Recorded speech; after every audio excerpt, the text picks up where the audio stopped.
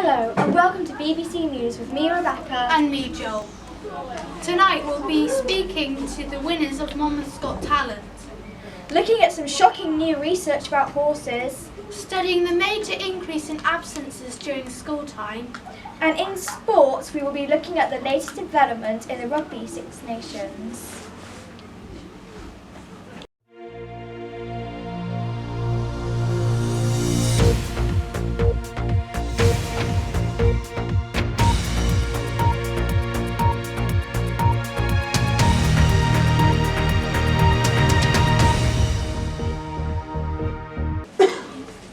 But first, breaking news. Millions of cats are having Donald Trump hairdos. Let's head over to our political correspondent, Ewan Brown, to find out more. Hello, today we are here to interview Donald Trump about how he feels about pedagogy Trump. How do you feel? I think it's a really good idea of my new advertising campaign for people to style their cats as me. So then everyone that walks past and sees one thinks, vote Trump. Why not dogs? Well, as I said, dogs aren't actually, you don't see them out as much as cats, because usually you see a dog in a field, and if you don't know the dog, then you walk around the street, then you see more cats. So, plus I don't really like dogs, so cats are a lot better to do. Plus their hair is easier to style. Decent point. Now, we also have a supposed fanboy of Donald Trump. I don't like Trump. He's an idiot. Donald Trump's Well, there you have it, a detailed interview of Donald Trump and not fanboy. Back to the studio. Thank you, Ewan. Let's head over to Aleri to speak to the winners of Monmouth's Got Talent. So a few days ago, Monmouth's Got Talent was taking part and many competing at the Blake Theatre in Monmouth.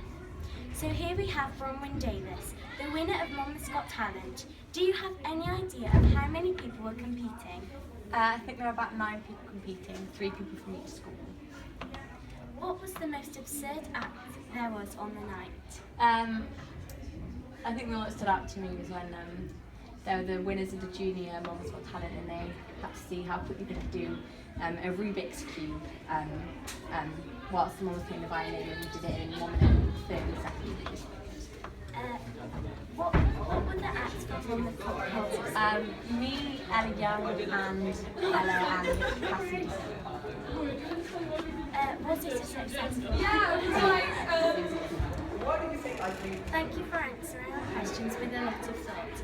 Well done and have a good day. Thank you. Next up, we talk about an interesting new discovery on horse riding. Over to you, Millie and Lily. Thank you, Rebecca and Joel. We are here with Tori. Today we are reporting about people with disabilities having a bond with horses and taking part in the calm phase dressage. Is it okay if we ask you some questions and we understand that people with disabilities thoughts if you think it's a good idea? Do you think having a bond with horses is a good idea?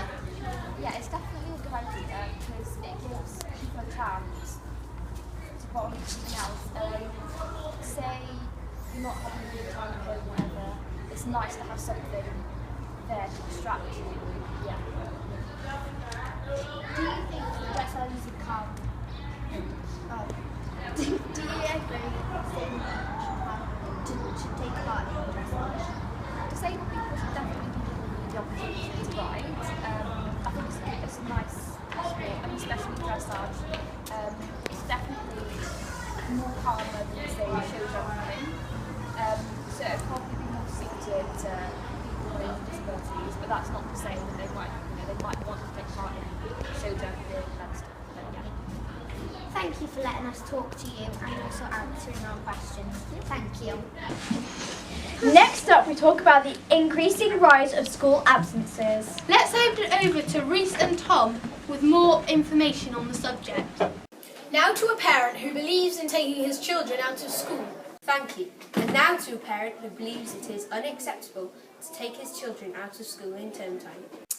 Now we have Jamie Powell, who is a father of 4 and goes abroad in the holidays.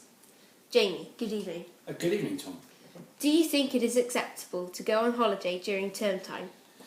No, I don't think it is ever acceptable to take your children out of school and to go on holiday during school term time. Why? There is a very clear link between the amount of time that students are at school and their academic achievements. It's very clear from numerous studies around the world that the longer students are in school, the better their academic achievements are. Do you think there are any excuses for going abroad in term time? I really can't think of any. Possibly if there was a very sad family situation where a funeral needed to be attended abroad, that sort of thing might be permissible, but on the whole, Tom, no, I can't think of any other circumstances where it's at all acceptable. Okay, thank you very much. Thank you. Thank you, and back to the studio. Thank you, Reese and Tom. Now on to the music report. Apparently, Beyonce is causing a stir in Cardiff. Grace, over to you. Good morning, my name is Grace and today we're going to be talking about Beyonce. Recently, Beyonce has been getting a lot of hate about her wrist, but hopefully her upcoming concert will change the way people feel about her. Now over to Molly in the maths block.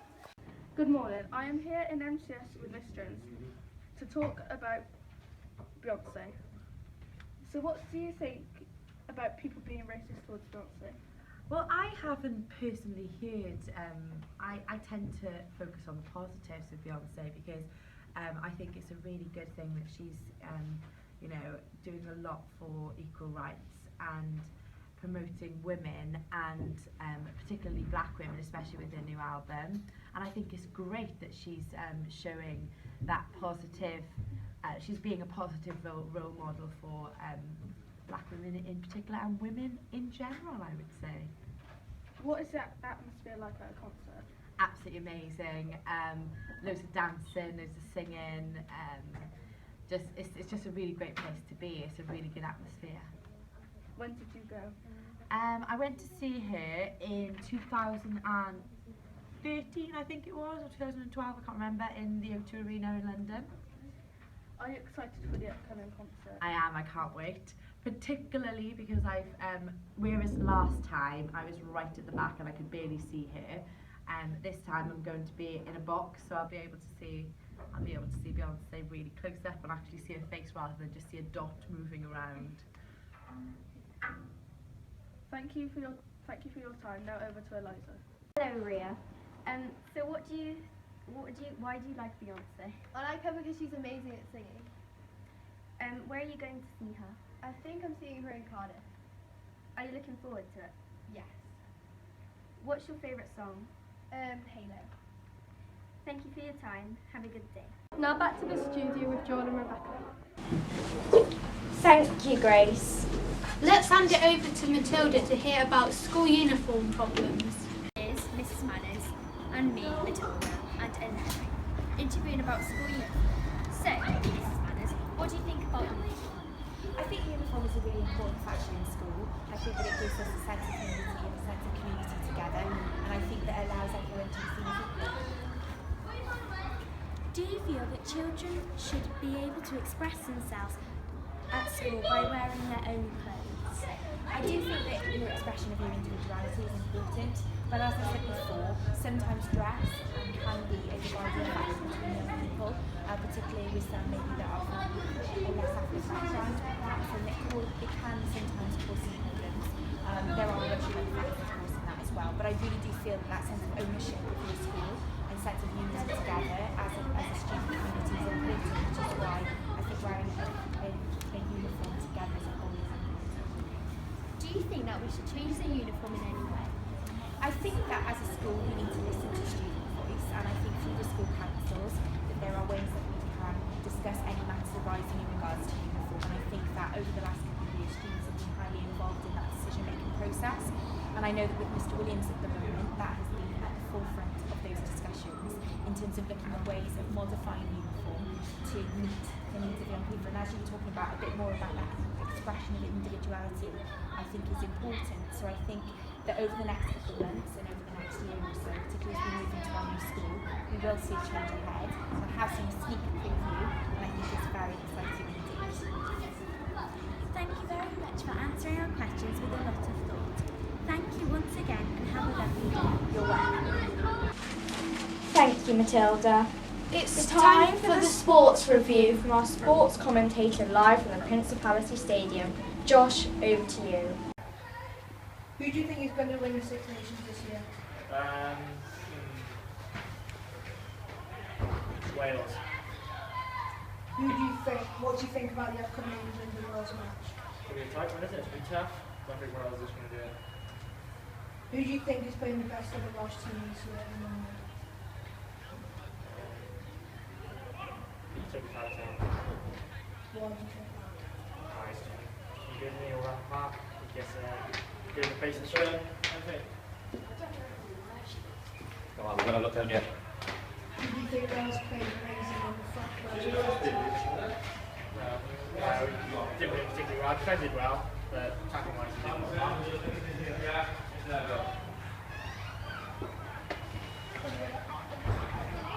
Did you think that they could have made any better subs in that match? What, the Wales fans game? Yeah.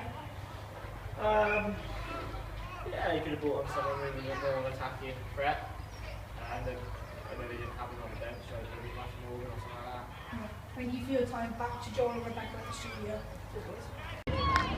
Thank you, Rebecca. Today in football, we'll be talking about the English Premier League title race. We all know it's between Arsenal, Leicester and Tottenham. We will get the opinion of the football coach, Mr. Hancock.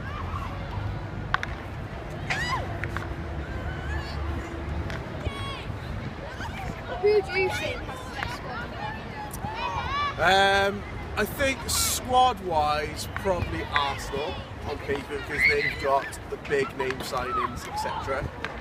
However, I don't always believe that's necessarily the best thing because if you look at injuries, etc., that can sometimes decimate. So I think it just comes down to numbers at the end of the day. Who do you think will win? I think Leicester will, just because at the moment they are, I think, 5 points clear, and that'll take some catch-up to go. I think it's only about 10 games to go. So if they keep on performing the way they have, I don't see why they cannot. Who do you think will make Leicester do win the league? Jamie Vardy. At the end of the day, you've got to score goals. If you don't score goals, you're not going to win games. So yeah, he's done really well for them. And Mahrez as well. He's done really, really well. And it's good that you've got sort of little league story in a way, because Jamie Vardy's come from the lower leagues and he's climbed up and been the most prolific English striker, so he's done really, really well at that. Do you think Lions are one season wonder? Well, it depends really. Obviously this season he's been superb, and it all depends now whether he can continue that form into next season.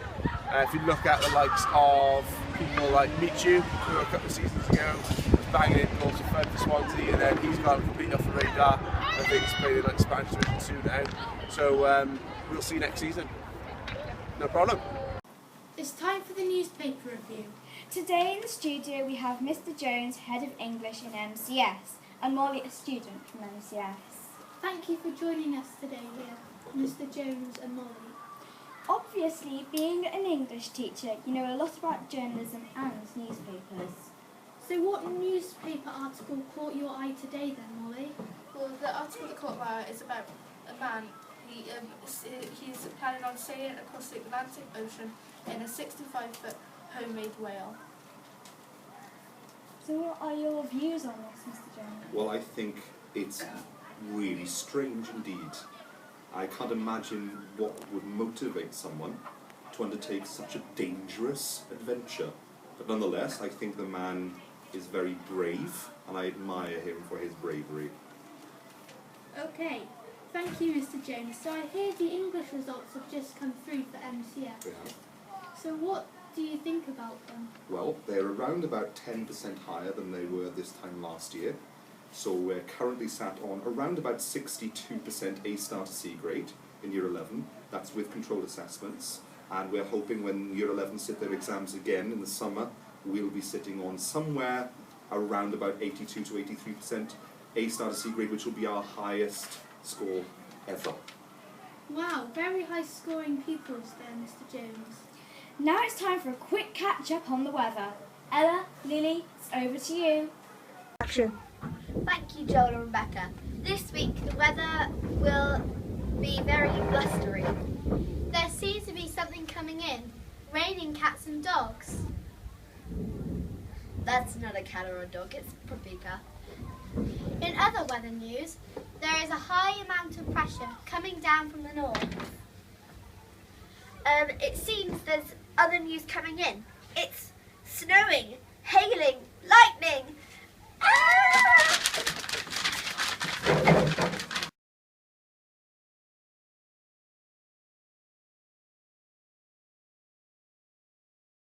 Thank you for watching. It's a goodbye from us and a goodbye from the whole of 7SS. Hoil Val. Action. Think. Oh, I didn't know what we... Thank you, Ella and Blue. Thank you, Hilary. Now let's check out wildlife with Ella and Brody. Over to you.